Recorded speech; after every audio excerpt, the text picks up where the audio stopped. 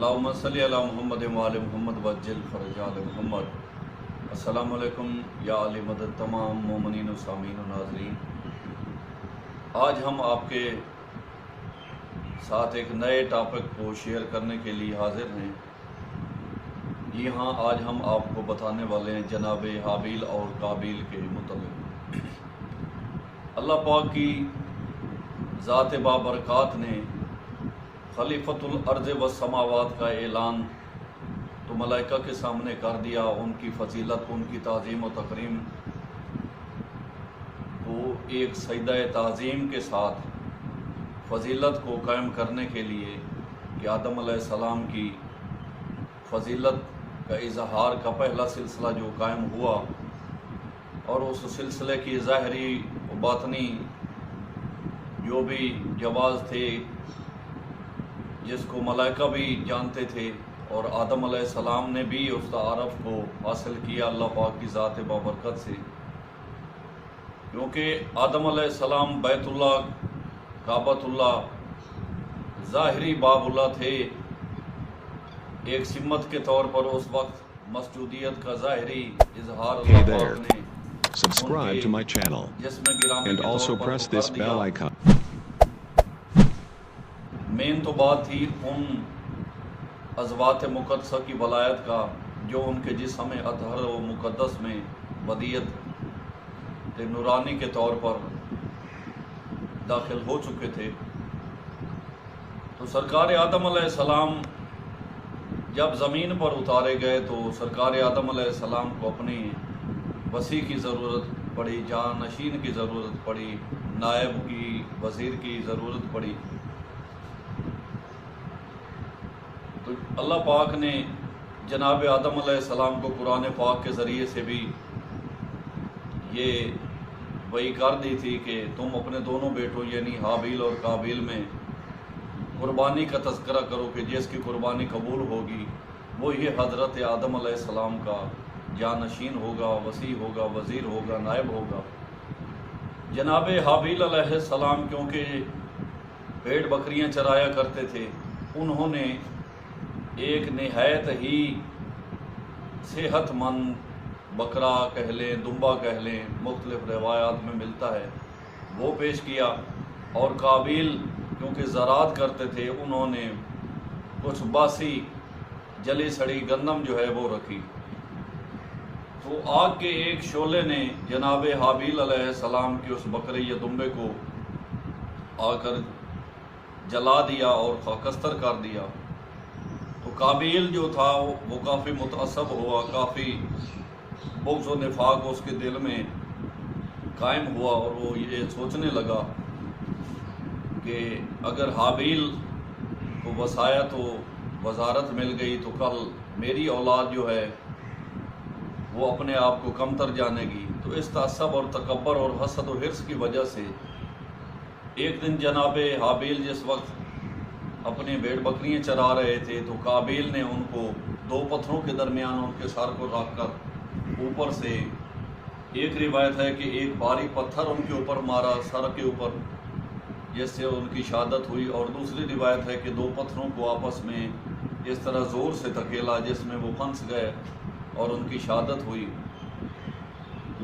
تو جب ان کو قابیل شہید کر چکے تو ان کی لاش اطہر کو دفنانے کا مسئلہ ہوا تو پریشان تھا، لیکن اللہ پاک نے دو کووں کو بھیجا، وہ آپس میں لڑنے لگ گئے۔ لڑنے کے بعد ایک کوے نے ایک چھوٹا سا گڑھا کھودا اور دوسرے کوے کو اس میں دفن کر دیا۔ تو قابیل نے اسی طرح جناب حابیل کو ایک گڑھا کھود کر اس میں دفن کر دیا۔ جناب آدم علیہ السلام کو جب یہ معلوم ہوا کہ ان کے جانشین کو، وسیع و وزیر کو، نائب کو، جس کو اللہ پاک نے منتخب کیا ہے، تو وہ اتنا روئے کہ ان کا جسم اقدس اشکباری کی وجہ سے، آنسوؤں کی وجہ سے تر ہو گیا۔ ان کی داڑھی جو ہے وہ اشکباری سے اتنی بھیگ گئی کہ بھیگنے کے بعد زمین اتنی تر ہو گئی کہ جیسے محسوس ہوتا ہو کوئی چشمہ پھوٹ چکا ہے یا کوئی ندی نالا یا دریا یہاں سے بہنے والا ہے۔ تو آدم علیہ السلام نے زمین کو حکم دیا کہ اے زمین،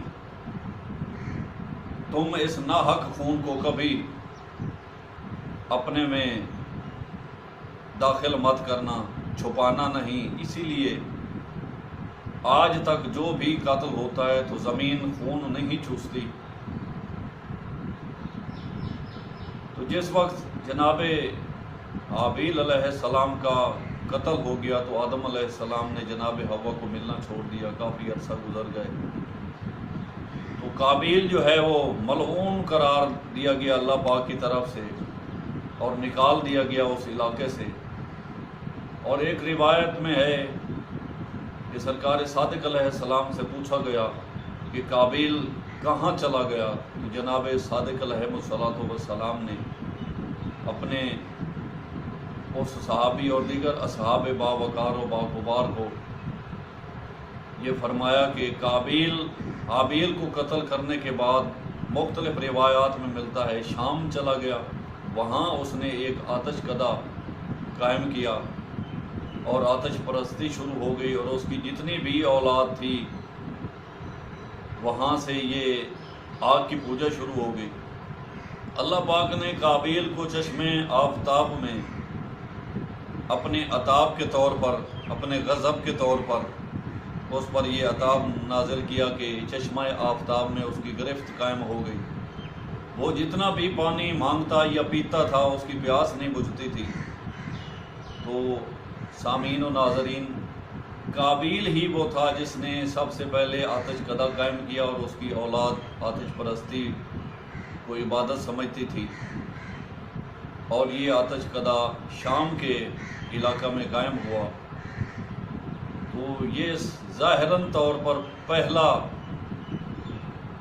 زمین کے اوپر اترنے کے بعد اللہ پاک کی عبادت کے مخالف، اللہ پاک کی ذات بابرکت کی لا شریکی کو رد کرنے والا اور اطاعت خداوندی سے انکار کر کے اس کی ذات کے مد مقابل ایک نیا سلسلہ عبادت قائم کرنے والا یہ پہلا لعین تھا جس کو قابیل کہتے ہیں، کہ اس نے اطاعت خداوندی کی عبادت کو انکار کر کے آتش پرستی کی عبادت کرنے لگا۔